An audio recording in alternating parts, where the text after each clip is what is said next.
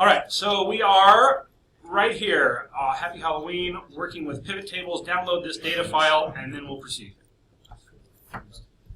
Okay, so one of the things that Excel is really good at is like helping you analyze data. And this tool that we're going to play with today, the pivot table, is probably its central tool for analyzing data across multiple dimensions simultaneously. Come on, Excel, you can open. Let's put the mood lighting on.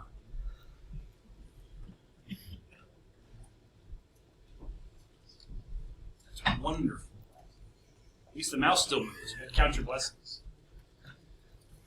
So there we go. All right, enable editing. We already downloaded one, so that's great. So here so the data that we have here, these are like some kind of, this is from the data set that's known as the crimes known to law enforcement data set. So the FBI like compiles information from all law enforcement agencies and then publishes it in various different ways. So this is crimes known to law enforcement to have occurred on university campuses. And so that's what this data set is. And it goes 2006 up to, I don't know when I downloaded it, 2010 or something. There are 23,000 rows of data here. Is that a lot of data? You're going to have to look through it by hand. That's a whole lot of data. But in the world of data, 23,000, that's not a lot. You really have to be in the millions of rows before you start saying, yeah, that's a lot of data. We'll have to think about how we're going to work with it. I have a funny story to tell you about this data set. When I got this data set, the FBI, in fact, I'm not sure the FBI even today publishes this in a convenient way to get it. But it was like, hey, if you want this data set for some analysis, then send us an email and we'll send it to you. Which is kind of annoying because you have to wait for a few days, but I thought, what the heck?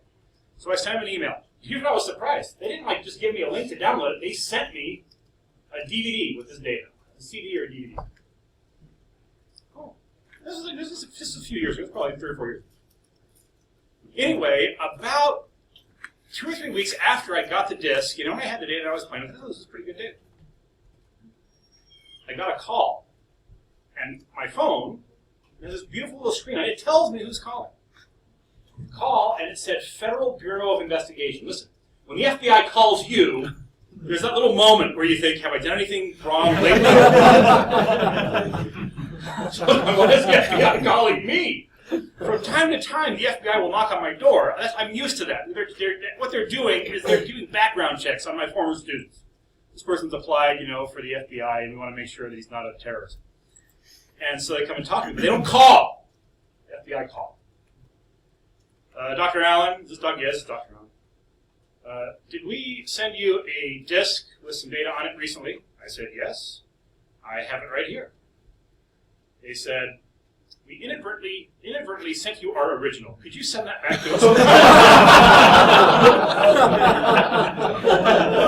Sure. I'm more than happy. That's it. That was all it would take to get the FBI off my back and send them a disk. No problem. I'll send it back to them overnight. If it helps. That was so weird. They sent me their original disk. Apparently, a couple weeks later, somebody else wanted the data too, and they're all, where's that data disk? We sent it out. You mean there's supposed to be more? Okay. So, here's the thing, is that actually it turns out the way that the format that data came in wasn't really in a very good format for doing multidimensional analysis. So I reorganized the data. So let's just take a look at what one row of this data, what one row of this data says. So we got the year, 2006. This summary, actually let's look at row number 3. So the relevant state for this data is Alabama, the relevant school, the relevant campus is here. What type of information this is, there's a crime, there's 2 kinds of information here. There's information, and there's crime information. And then we have here assault, and then there's just one number, 0. There were no assaults known to law enforcement on the Montgomery campus of Auburn University in 2006. Looks like there were some crimes, there was some larceny there, but overall, it looks like a pretty good place. They have 5,000 students enrolled there. So if we look at this whole block of data, then what we're seeing is, this is the data for Auburn University in 2000. Does that make sense? And so the nice thing about having the data organized this way is that we now have lots of different ways to categorize that number. What is that number? Let's look at a number that's actually something. Here's the 28. So that's talking about burglary. It's in the category crime. There's no campus associated with it, presumably because Jacksonville State University only has one campus, but it's in Alabama and so forth. So if I had this data and I was trying to answer the question, is there more arson at BYU or the University of Utah? You know, if we're having a rivalry, we might not be able to beat them in football, but maybe we can beat them in arson. And so, you know, if you're looking at this data, it's a pretty hard question to answer. It's a pretty hard question to answer by looking at the raw data. But that's where pivot table comes in. How many of you are saying, you know, I'm already pretty comfortable with pivot tables? Oh, most of you. That's pretty good. It used to be, you know, about 6 or 7 years ago, that was like one of the questions that recruiters would ask to find out how good are you with Excel. You know, tell me, you know, what might you use a pivot table for? And if you look at it like you have no idea, they go, okay, Excel beginner. If you can talk intelligently about pivot tables, they go, this person's pretty good with this. I don't know if they're still doing that. I haven't heard lately what kind of questions they're asking. All right, so let's just go ahead and do a pivot table. If you're like me, the very first time I tried to find pivot tables, kind of went across all the tabs. You know, heaven forbid that I should actually, you know, Google it or something, but I thought, where am I going to find a pivot table? And I kind of looked here, no, it's not there. And I got to the insert tab, and I looked, no, it's not there. I went across all of them. Where they do a pivot table? Where are they moving to? It is. Yeah, it's the very first one. See, but I thought it was a more advanced thing, and so it must be over to the right. I don't know why I thought advanced things were over to the right, but you know, I guess because copy and paste is over here, and then I don't know. Anyway, I like spent like a half hour looking for it. It's the very first thing on the insert tab.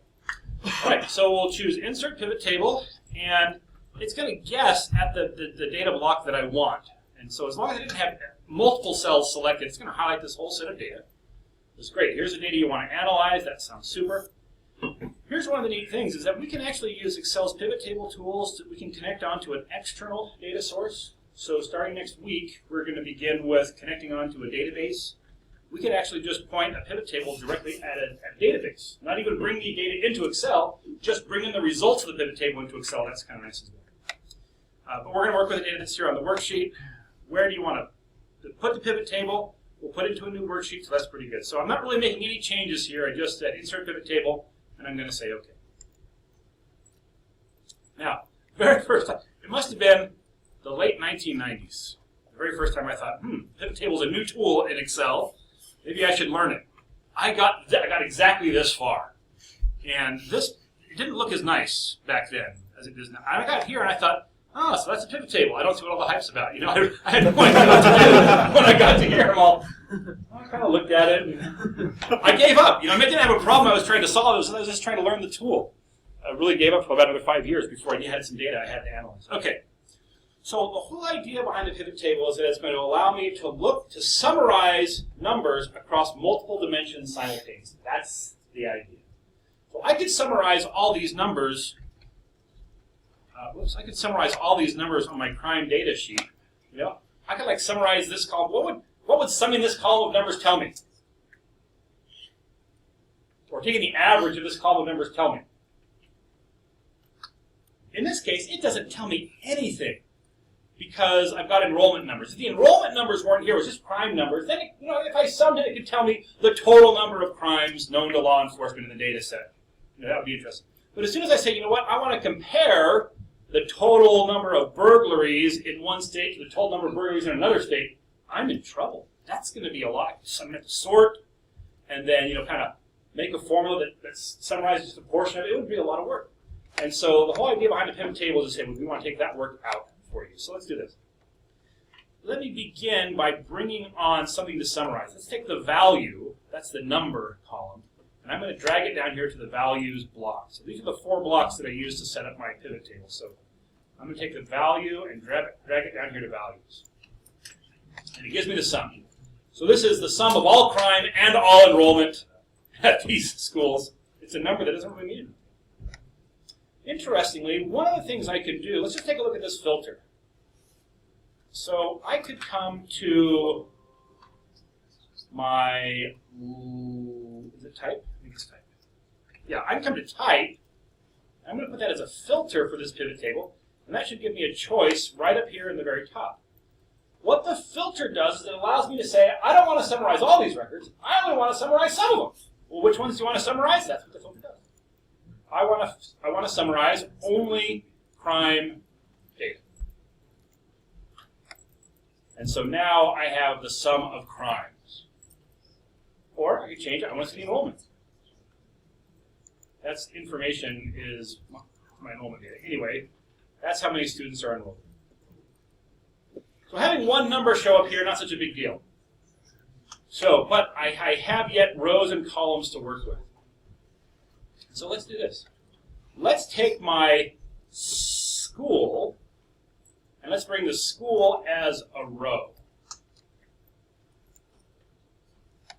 Okay, so now what I'm seeing here is, these are all the schools in my data set, and now I'm seeing the sum of the value column for the information right over here. So this should just be showing me the enrollments for each of these schools. I guess if we come down here and find Brigham Young University, that number should look familiar to us. Yeah, so is there 170,000 students at Brigham Young University? Why not? What's wrong with this? Yeah, I've got multiple years added up here. So this is, for every year we have added into the data set. So it's like 2006 to 2010 or something like that. So that's the great thing here is I can now, for my columns, I can say, well, don't just summarize by university, also summarize by the label of the crime. So we'll bring this down here as the label. And now, not label. Oh, thank you. Yeah, I don't want label. Column labels. Oh, it's because I've got, yes. I'm only showing information. If I come back here to show all, that's what I'm going to do. Yeah, so this will now show me, this is now my total in the data set, my total assault for this university across all years. So if we want to be able to specify by the year, well, actually, let's go ahead and do this. Let's take our state, and let's move it also in as a filter. So now we've got two filters, type state, and I'm going to limit now to only look at Utah schools. We'll scroll down to where we find Utah. Now we can compare Brigham Young University to the University of Utah on, what did I say? Arson. Arson. Oh, where's arson? Is there arson here? First one. Oh, it's right here. So we tip the scales at 5 arsons in our data set. University of Utah, none. We finally found something we can beat them at. That's good. 5 arsons. They're more of the auto theft. Yeah, see, we can't beat them at auto theft, or assault, auto theft, burglary. We're not even coming close. Larceny, no. Murder. Whoa. Wait, murder? Murder, look, it's a shutout in the murder category. Oh, we have something to be proud of here. Arson. There we go. The new family home evening activity, I guess. Okay. So, of course, we can also bring in here. So, what does it make sense to do with year? Report year. Where should we put it? Well, it might make sense to put that as a filter as well. I just want to kind of look at 1 year at a time. Let's just look at 2006. Oh, I was kind of surprised. I thought maybe all that arson was happening in 1 year because I thought maybe we had some kind of arsonist on campus. Not necessarily a student. Could have been a University of Utah student that was burning stuff on BYU campus for all we know. That's it. But didn't happen all in 1 year. How about 2007? 2 in 2007 as well. 2008. Yeah. Yeah, 2 in 2006, 2 in 2007. Did we have a total of 4? Is that what it was? 5. So there's one other hanging out there somewhere. But here's the thing, folks, is that if I want to, I can put the report. I can put this dimension. I could put this. Whoops. I could come over here and take report year, and I could make it a column header as well. I'm going to put it above the label. So now I've got these groups here. I've got 2006 here, so I can see all the 2006 data, and I can see the 2007 data as well.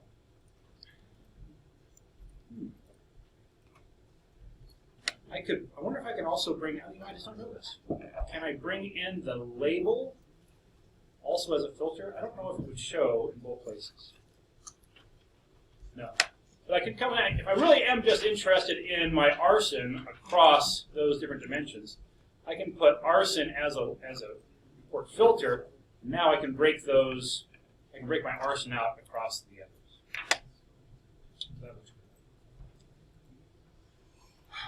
Let's do this. Let's also bring the campuses on. I'll bring the campus as another row header. We've got most of the values out. So now I've got my campus below school. So you can have multiple campuses in a university. Utah State has multiple campuses. Utah State University. No, we don't. Looks like we don't have any individual campus data for any of this state.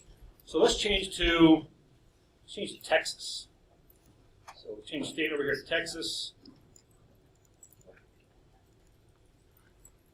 We've got some schools in Texas with campuses. Baylor University's got a Waco campus. Lamar's got a Beaumont campus. Texas A&M's got a whole potload of campuses.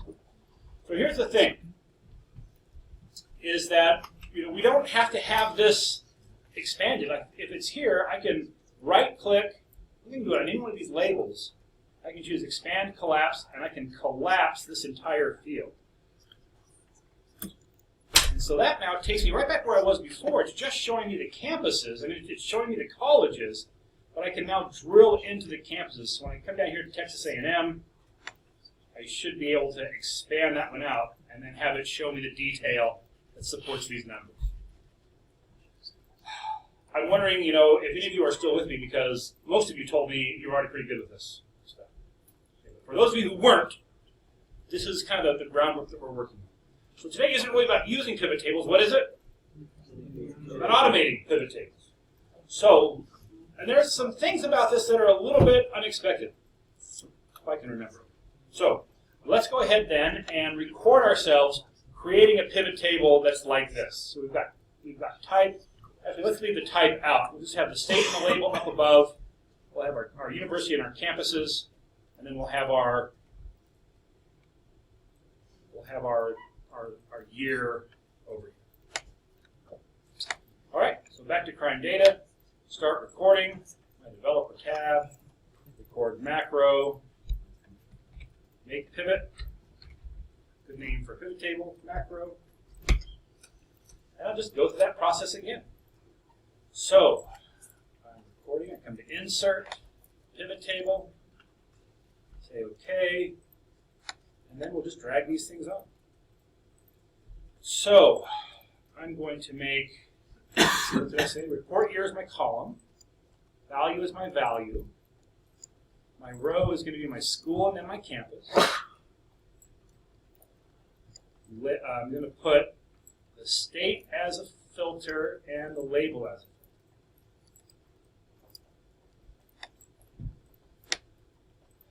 And why don't we go ahead and collapse? I'll right-click on my row labels. Actually, one of the actual row labels, and I will choose collapse, expand, collapse, collapse entire field. And then I will set my label to be arson. So this shows my arson numbers by year, by college. That's it. We okay? We see someone with a lot of arson. Who is it? Appalachian State University. Arizona State's pretty bad too. Oh, jeez. Arizona State? Is that here? Where's Arizona State? Arizona State University. They kind of they have a recurring problem, don't they? It's like Appalachian State. They've got they had a student who was burning things down. Didn't quite like his BBA professor, so he set his car on fire or something. This is kind of regular over here. Is there a question? How do you set a sort at the table, like on a certain column? Can you? Oh, how do you sort? So you're saying I want to sort these by the grand total here? Yeah, right. My guess would be come here to data and click sort. I have no idea. You still want to be recording your macro? Yeah, sure. Yeah, so you can just sort it that way. Yeah, because that will be something else that is going to record that we might decide. Let's go ahead and sort it. So yeah, that makes sense. University of California. Which one? Oh yeah, they're huge. They're Louisiana huge. State, 2008. I'll bring these guys out here. And I'm going to go ahead and stop recording at this point. But yeah, there's a question? 2008. Yeah, how did you like minimize all the things and hide all the schools? Oh, how do we hide the campuses? Yeah. Yeah, so to hide the campuses, just right-click on any one of the campus, on any one of the college names. Choose Expand Collapse and Collapse Entire Field.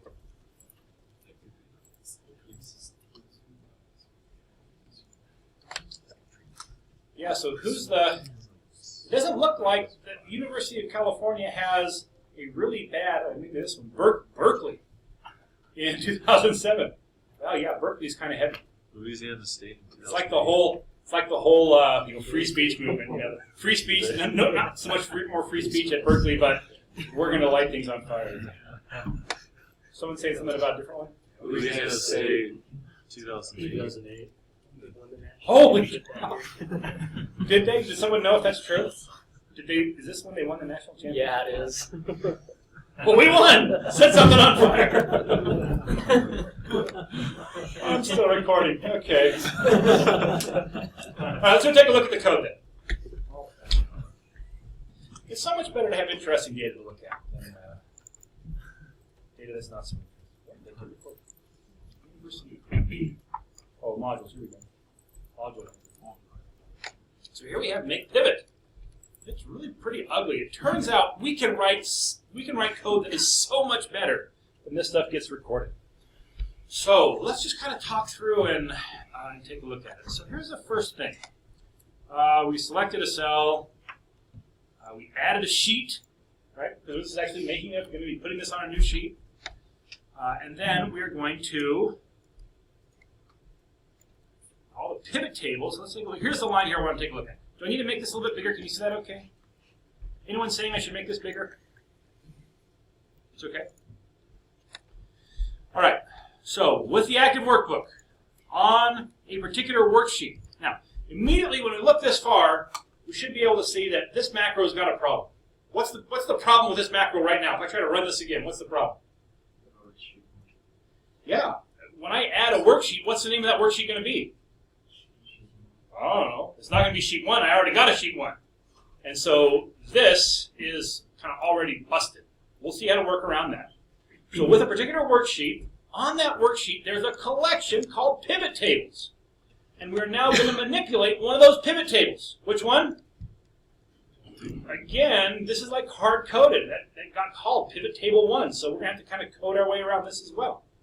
Now, we're going to be dealing with a particular object of the pivot tables. This is the pivot tables collection. When I put the pivot table 1 on it, that gets me down to a particular pivot table in that collection. So I'm working with a property of that pivot table object called the pivot cache. And it has a method, dot, underscore is continuous over here, to create pivot table. So up to right here, what are we doing? What does this do? Yeah, this creates the pivot table. And then we get a destination for where it's going. We're giving it a pivot table name. Oh, let's see. Oh, actually, we're in trouble. I'm sorry, I made a mistake here, folks. This pivot cache exists here because we already built a pivot table on that data. So if we start without any pivot table at all, this code's going to fail because there's no pivot cache. We've got to first create the pivot cache, and then we can create the pivot table. Yikes. So let's go ahead and record ourselves creating a pivot cache. Actually, I think we can probably code that. So we'll go ahead and add that as the first thing. All right, so we've got some things to do here. So let's go ahead and start generalizing this code. I love this great comment. This is the make pivot table macro, yes. Okay, so we're going to need a couple of variables. Let's declare a variable called PC as a pivot cache. Let's dim a pivot PT as a pivot table. Pivot table.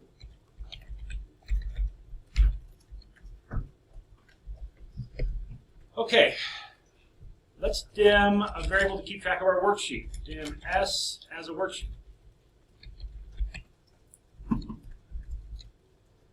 Okay, so I don't think we need to worry about selecting a particular cell, because we'll just refer to the range we want directly. Now, when we say sheets.add, that adds a new worksheet. But it also returns a reference to the sheet that it added. This seems a little bit weird, but let's take a look at this. I'm going to ask for the type name of something. Let's ask for the type name of now. So now is a function. It returns the current time off the system clock. I don't know we've played very much with the type name function, but it'll just tell you what type is that expression evaluate to. So if I ask for the type name of now, it'll tell me that's a date type. The type of data that function returns is a date type. Okay, I don't know if you need to do this along with me, but just watch. So if I look over here, I've got sheet 1, sheet 2, and crime data. I've got these 3 sheets.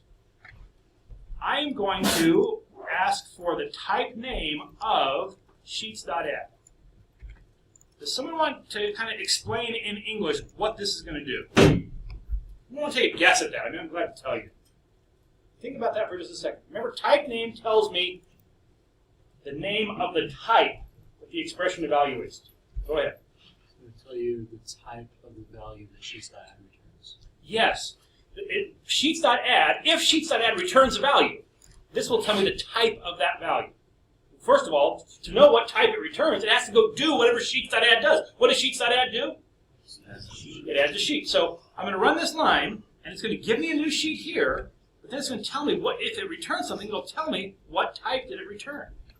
So here it is. I got now a sheet 3, which I didn't have before, and it tells me the type that it returned was worksheet. So sheets.add does 2 things. It creates a sheet, and then it returns a reference to the very sheet that was created. So now I can say set S equal to sheets.add.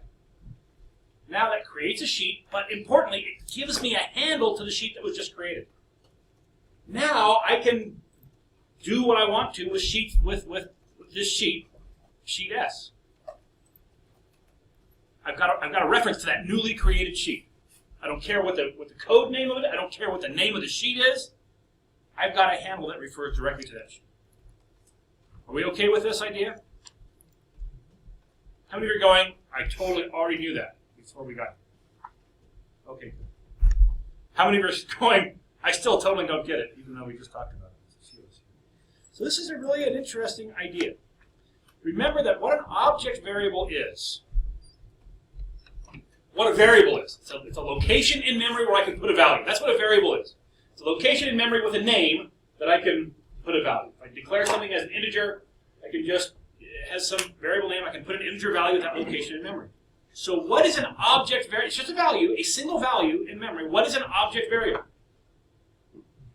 What do I put in an object variable? I might put 7 in an integer variable. What do I put in an object variable? Not the name of a worksheet. I could put the name of a worksheet into a string variable. The name of a worksheet's a string. I could put the name of a worksheet in a string variable. So the thing is that every object that I'm manipulating in VBA is created in memory somewhere. It has an address in memory where it lives. All an object variable is it holds the address in memory of where the object is. So it's some number that tells me where is that particular location in memory. And so what happens is that sheets.add creates a new worksheet. That object has to be stored in memory somewhere. It's somewhere. I don't know where it is, anywhere. But after it returns, or after it creates the worksheet, it returns the address of where it's located in memory. And that's what we're doing, is we're storing that value inside the S object variable. So I could come here and say debug .print s.name. And that would now, if I ran it up, I'm just going to run it up to this breakpoint. It will, well, that's where it printed it, but I was kind of right in the middle of something when it printed it. That's what it printed. So it created a new sheet, it returned back not the name of the sheet, it returned the memory address where that worksheet's located in memory, so that I could then later say I want to refer to one of the properties of the object that's located at that location in memory. We're going to do this several times today. We're going to do it with the pivot cache, we're going to do it with the pivot table, and we're going to do it with the worksheet. Okay, so now I've got a reference to that worksheet. So let's take a look at what I have to do with this line of code to now break it apart. Do I have to worry about this term active workbook anymore? No, because I've got a reference to the worksheet, and that worksheet is in a particular workbook, so I don't have to worry about being the active workbook. I don't have to say worksheets 1, or worksheets sheet 1. What do I put instead here? S, yeah. So this will be a reference to that worksheet that was newly added. The recorder recorded a reference to the worksheet that was newly added by saying the active workbook, the worksheet with a particular name. We're saying, no, just S. Now, at this point, we're going to be doing something with a particular pivot cache. And we're going to have to create that pivot cache first. So let's do this. I'm going to think about how do I refer to a pivot, how do I make a new pivot cache. I might have to record myself doing that, darn it. I don't remember the code to just write it from scratch. Pivot cache.create. Well, pivot cache is an object of what? Let's just take a look. How would I track that down? Let's do this. Pivot cache is .create. When I recorded my macro, I created one instead of doing it. Oh, instead of following the way we did it. I'm going to bring open the, good for you, I'm glad to have it. I'm going to bring open the object browser. This will help us. F2 brings open the object browser. I should be able to look up and see what the pivot cache is. So pivot cache shows up in my set of objects in a couple of places. Hello.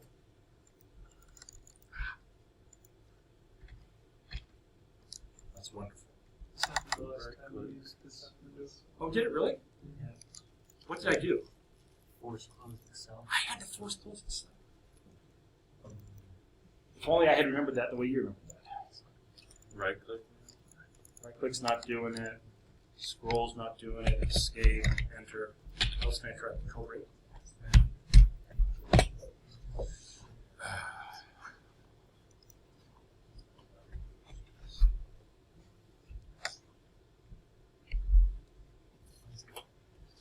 It's Microsoft. It's Microsoft hardware, Microsoft application, Microsoft operating system. There's no one else to blame.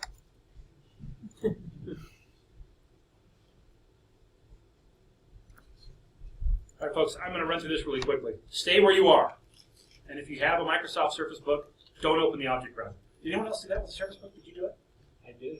It works fine for you? You want to trade? I don't mean today. I mean permanent. You have grades on there, right? What's that? There are grades on there. No, grades are all on Learning Suite. There's no grade on this machine. Let's see. Yes, I do have my. Actually, I'm not sure if I did on this one. I don't think I did. All right. Recently recovered. Show recovered files. University Crime version 1. Auto recovered. Let's see where we're going to save. Oh, got sheet 3. Looks like I had most of the stuff we had there anyway. I am going to go ahead and record myself making a brand new, making a pivot table from scratch. Let me see what the code looks like. So, developer, record macro 1. I'm going to have to have some data to be able to make a pivot table.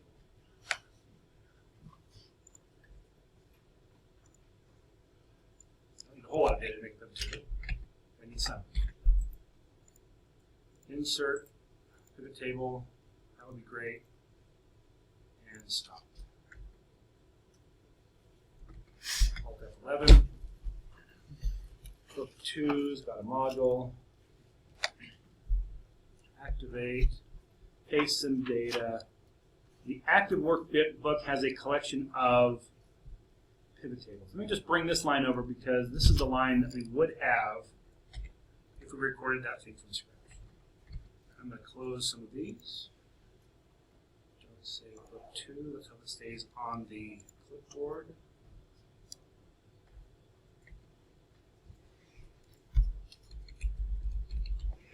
Okay. So this is the line that we get if we record creating a pivot table from scratch. It says the active workbook has a set of pivot caches. The set of pivot caches, the collection of pivot caches has a create method. The create method then creates a pivot cache. So right up to this point is a method that creates a pivot cache. We've told it some specifics about how to create it. That evaluates to the pivot cache that was created, and then what do we see right after it? Dot create pivot table. So we're calling a method. The method itself returns an object. We are then calling the create pivot table method of that object. It's really a complex line.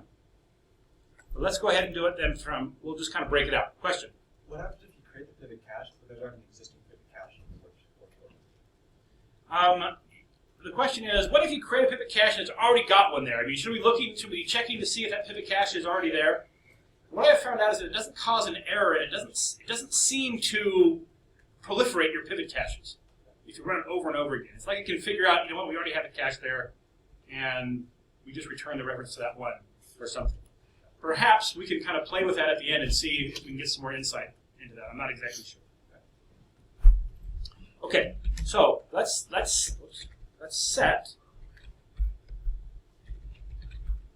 set our PC pivot cache equal to, now, I don't really want active workbook. I'm going to say this workbook. What's the difference between this workbook and active workbook?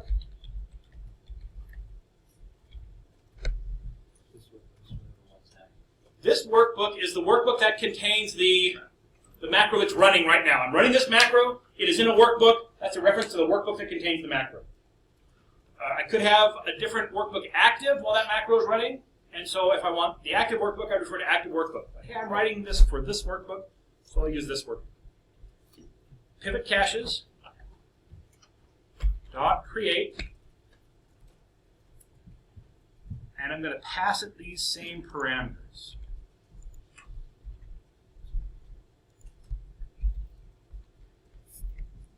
We'll make some modifications here. So it's going to be, we've got to tell it what source it's going to be, Excel database. So this is data that's in an Excel workbook. The data source, this is a string that's referring to a particular range. What's the problem with this the way it is? There's two problems.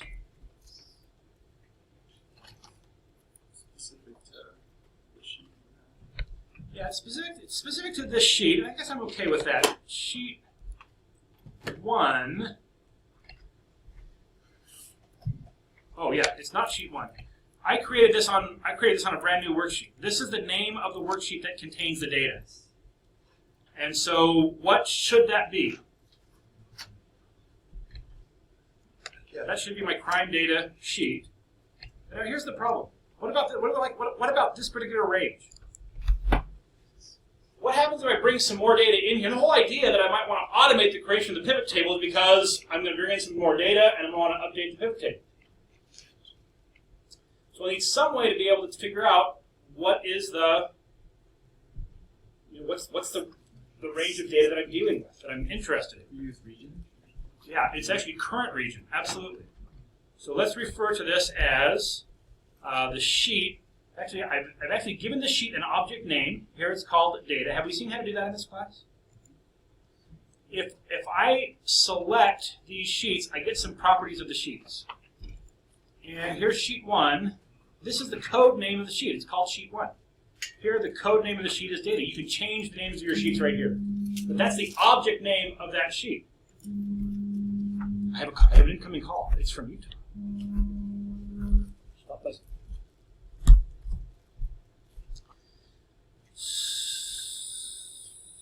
So, I'm going to refer to that as data dot, I'll give it a particular range, range A1, dot current region. What does current region do?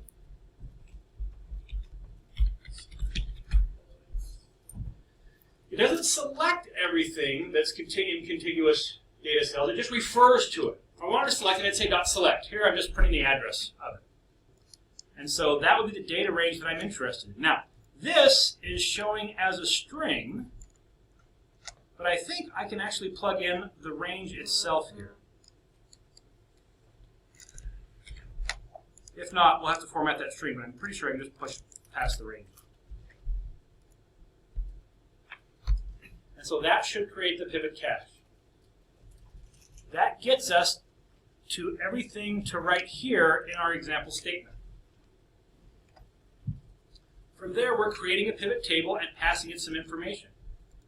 So, and just like the pivot cache returns a reference to the cache it creates, the create pivot table returns a reference to the table it creates. So set our pivot table equal to our pivot cache dot create pivot table.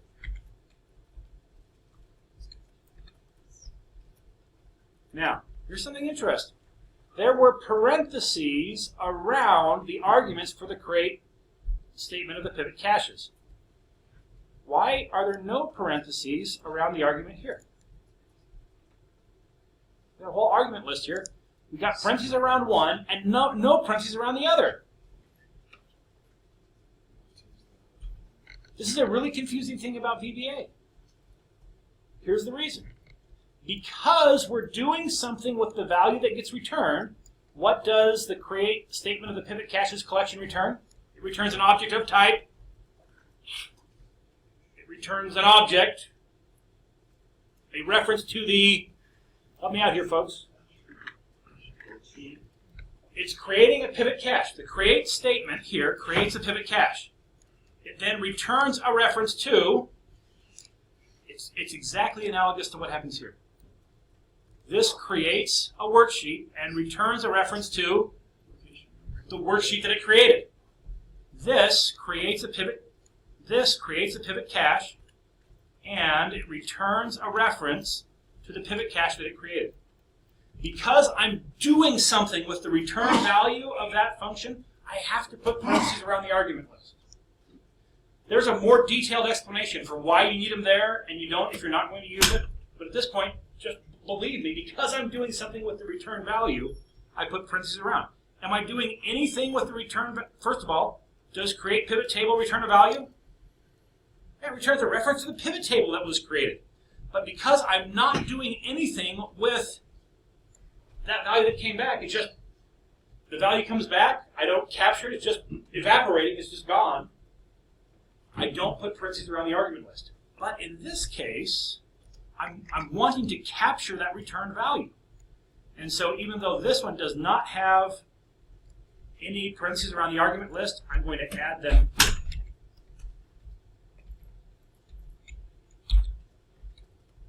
And then we'll work to modify this as well.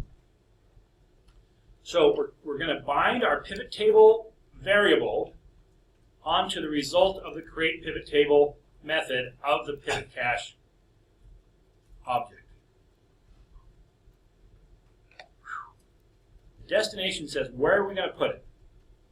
Now, in this case, again,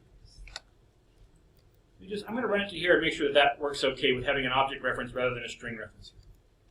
Okay, that works just fine. I'm sure it will work fine here as well. Again, the destination for this pivot table is to tell me where's the pivot table going to go. Row 3, column 1. On sheet 2. Again, this is a string. I want to refer to whatever sheet just got created. How do I do that? Yeah, S. And this is a reference to a particular range. So I'll just use range notation. S dot range. And that's A3. R-A-N-G-E. So instead of spelling it out as a string, I'll specify it as a range. We have to give it a table name. Let's call it, the pivot table gets a name. And I don't know if I can have, we'll run this a second time, and we'll see if it gives us an error having the same name twice. I don't think it will. And then we've got the version of the pivot table.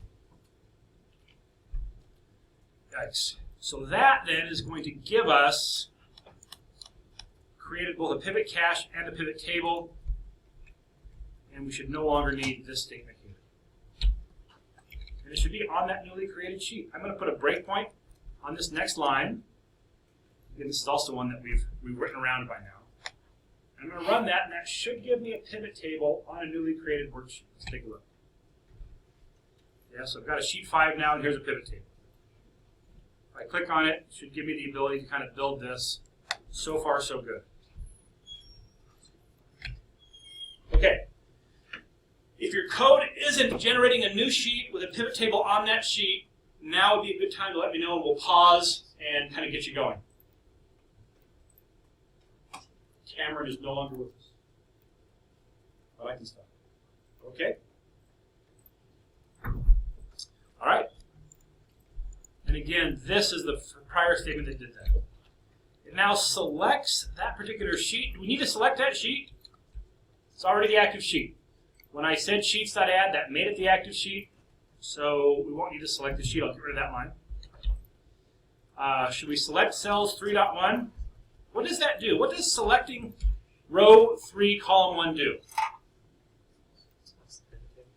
Yeah, that's where the pivot table was created. If I'm not on the pivot table, those tools don't show. But as soon as I go into the pivot table, these tools show. So it was important for Excel to select that pivot table so that I would see these tools. But since I'm not going to ask the user to format that, I'm not going to select that cell. There's no reason to do it. So I'll bypass that. Okay. So now then, here's the first step where we're orienting, where we're actually configuring the pivot table. So we are getting a reference right up here to what? Any thoughts? Well, here's the active sheet. On that sheet, we go to a particular pivot table. Do we already have something that will do this for us? This is a reference to what? What kind of object?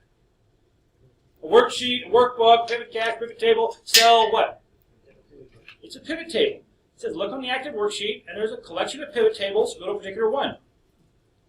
In the code that was recorded, that's the pivot table that just got created. How do I refer to the pivot table that just got created? PT. Right? I created, here's the statement that creates the pivot table. It passes back a reference to the newly created table, and I capture it with this object, variable PT. And so I can now say pt.pivotFields report year. I'm talking about a particular field in the pivot table. I'm going to adjust the orientation and the position.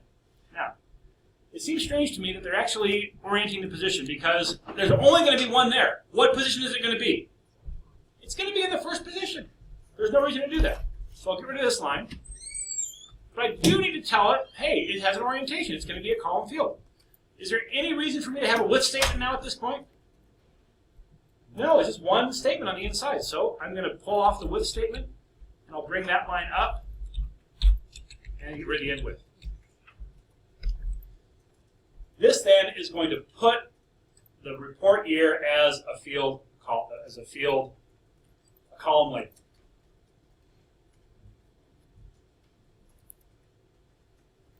Okay, we've got another one right here. Let's look at this one. Active sheet, pivot table. So again, right up to here, I can just take that whole thing and say that's how I refer to the pivot table, PT. We're now going to add a data field. Now let's look right here. Active sheet, pivot tables, PT. What is that? What is this statement doing right here? That's to refer to the pivot table, PT. And it says we've got a value. We are making our value column a data field. The operation we're going to apply to it is to sum it. We can average it. There's a whole series of operations we can do to aggregate it. But we can also put the label. Instead of sum of value, let's just put total.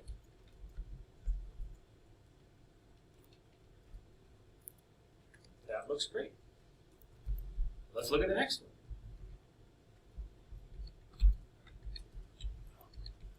Again here, active sheet, all the way to pivot table. That's a reference to the pivot table, PT. We've got a field called school, and we're going to put it as a row field. Again, don't worry about the position. I only have one line inside my with block. Don't need a with block.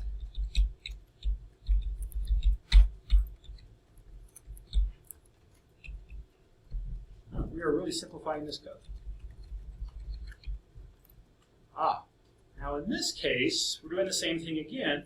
Here we're putting the campus as a second level row field below school. So in this one, what do you think? Do you think we need position equals 2 here? It turns out we don't. We added this one as the first position. If we don't tell it otherwise and we add another one, it's going to go in as the next one below. So, kind of same thing. I'll just take this whole thing up to the pivot table, make that PT, bring the line up, drop off the position. And we now, at this point, have set up rows, columns, and our data values.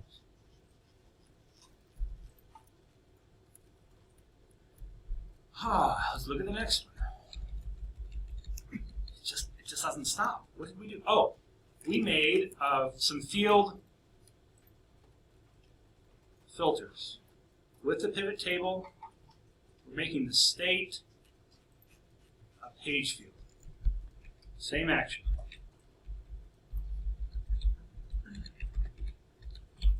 And we made two page fields. Interesting, these both show as position 1. I'll do the same thing here. My reference to the pivot table is now just going to be PT.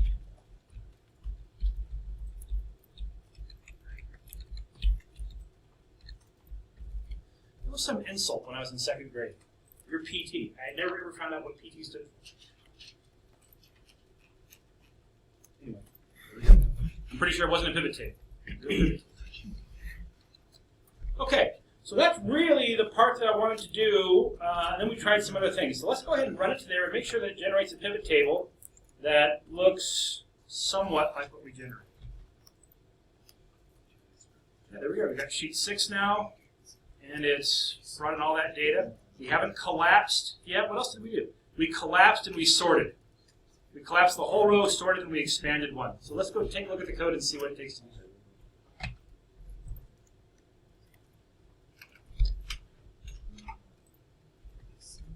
You just go up 1 second. How about this? Is that far enough? Yeah.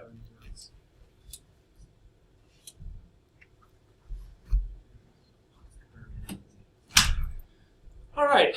Oh yeah. So here we're showing the detail is false. That looks pretty good. So I don't think we have to select a range. I'll get rid of this. I'll stop my code from executing. Again, pivot table 2, that's PT. Pivot field school, show detail false. Yeah. We're not going to show the detail on that particular column, or on that label. Now here we have clear all filters. What do you suppose clear all filters does? Any thoughts? Any guesses as to what this method does? Clears all the filters. Have I set any filters yet? No, there's no filters set yet. Since I'm creating a brand new pivot table, I don't think I have to tell it to clear all the filters. I'll get rid of that way. I don't have to clear the filter. And now we are putting a particular filter on for arson. That looks great. Again, our reference to PT will change. Pivot table will change. Active window scroll down. I love this. We're going to scroll down -6. What does that mean? It means scroll up. I don't think I have to worry about scrolling because there's no human looking at this, just the machine doing it. And then we have to select G6. Okay, here's the next statement. Auto sort. That looks pretty good. So I'm going to again get back down to my pivot table reference. Auto sort ascending. That looks good. Sum of value. That's a problem. Why is this a problem? What was sum of value? Sum of value was the name that my data value field got named. It was the sum of the value, after all. I changed it to total. I'm not sure what the connection is here, but I'm going to change that to total to match what I did above. Another reference to the pivot table.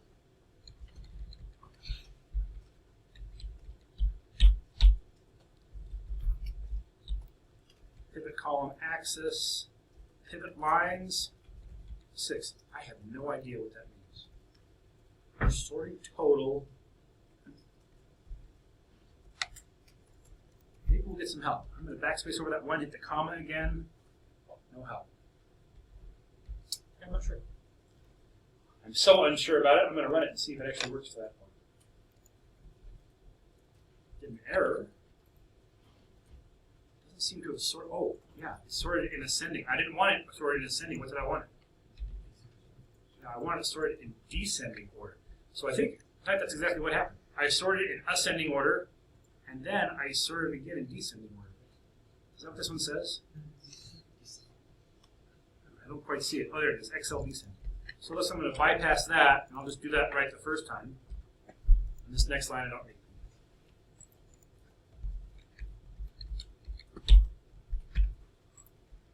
Let's see if I can make some sense of this. Auto sort, we're going to sort descending. That's the column we're sorting, total. Pivot lines 6. Column 1. Auto sort. We'll find a little help on this. Maybe we'll find some. The pivot field auto sort method. Pivot line. A line on a column or row on the pivot report. That's helpful. Custom subtotal field.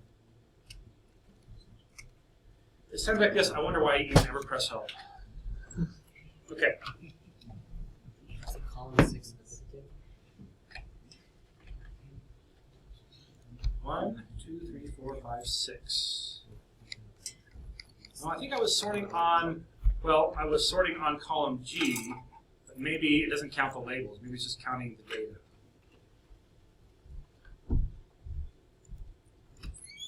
So we could play with that, and we may. And I need to get back to my code. All right, and then the last thing that we did was that we showed the detail for one of these. We selected A6, we don't need to select. Adjust this one. Pivot field school. Ah. A particular item in that.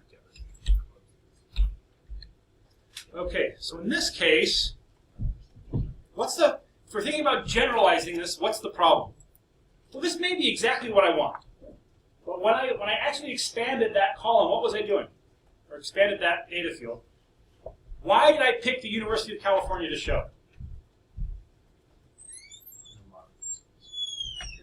It was because it was the top offending school. And so if I had some inherent interest in the University of California, if this was some report that I was building for the University of California, that might make sense. But what I'm trying to do is build a report that says, build this pivot table and expand whatever the top one is. How do I do that? Whatever that first one is. There's a couple of ways I could do it. One, for sure, I could just look right here and see whatever text is in that cell. And I could plug that in. I'm guessing that I might be able to refer to that as number 1. Let's see if that does it. And if not, we'll go after the text that's in that cell. Nope, didn't do it that way. So we're looking for whatever is in A6 on our sheet. Let's just make sure that if I say range A6 dot value,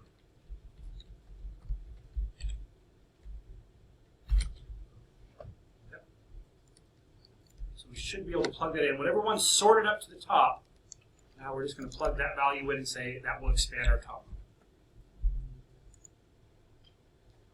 Generate another pivot table, and now that expands the top.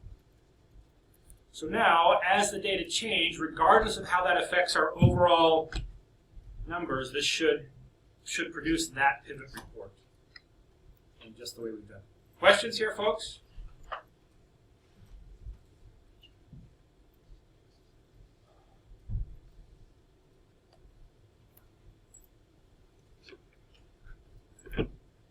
All right, let's do a little in-class exercise.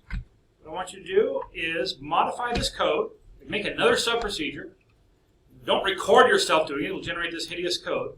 But instead, let's have you build a pivot report that looks like this. What I'm going to do is I'm going to put the state as a third row label, and we'll collapse the state.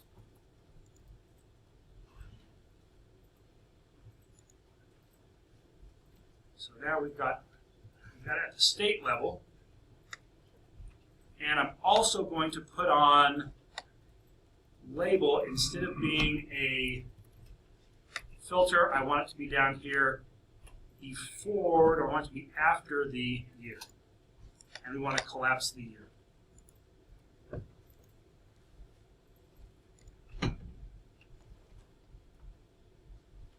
Filter to tell you what to show. Let's try that. I want to. What did I miss here? Yes.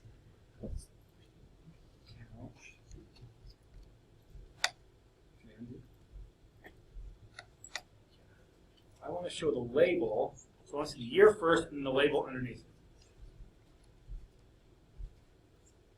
Oh, I want it as a column. So there we go.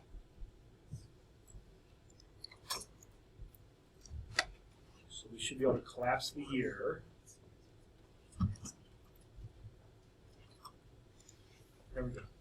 So change your code so it will generate this column. It will generate this report.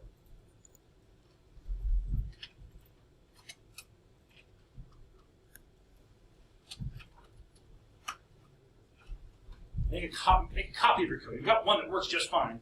Now make another one. So we're just changing what that pivot table is doing. Instead of doing it by recording, you're going to look at the example that you did, and then just modify it enough so you can get this one to go. And so I think that's it. That's all we covered for today. So if you're sitting back saying either that's interesting, I don't quite work the example, or I'm not along, feel free to leave now. If you're working this, I'll be here to help you work it. Any questions before we dismiss? All right, we got 10 minutes. Let's work this problem. If you want to take off now, go ahead. But go quiet. All right, our changes to make pivot 2.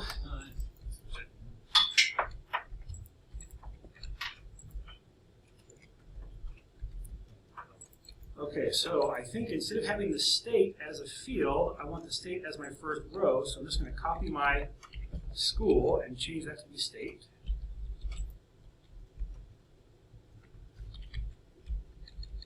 And I'll get rid of my page filter. Instead of having, let's see, what else did we do? We had a page filter on.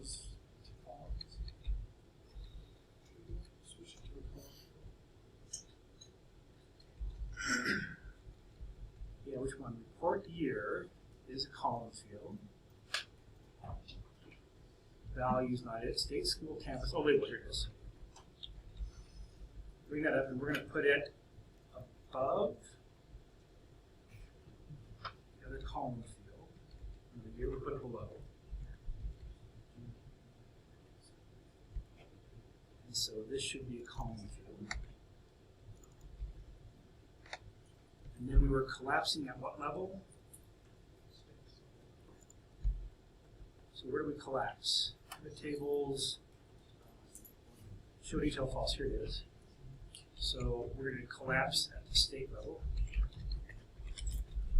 Collapse the school level too and the state. That should be pretty close.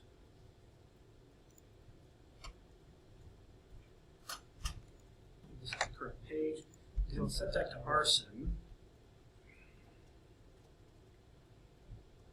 Now let label is not details. Right. So we just don't have this anymore. That filter's gone. Unable to get to pivot items. Let's just comment this line out for now.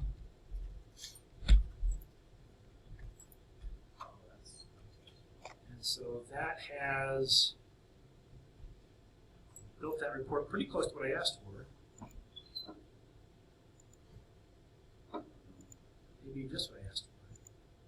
Anyway, that's the point. Just got to work the lines here to get them going. All right, folks. Thanks for coming. Class dismissed.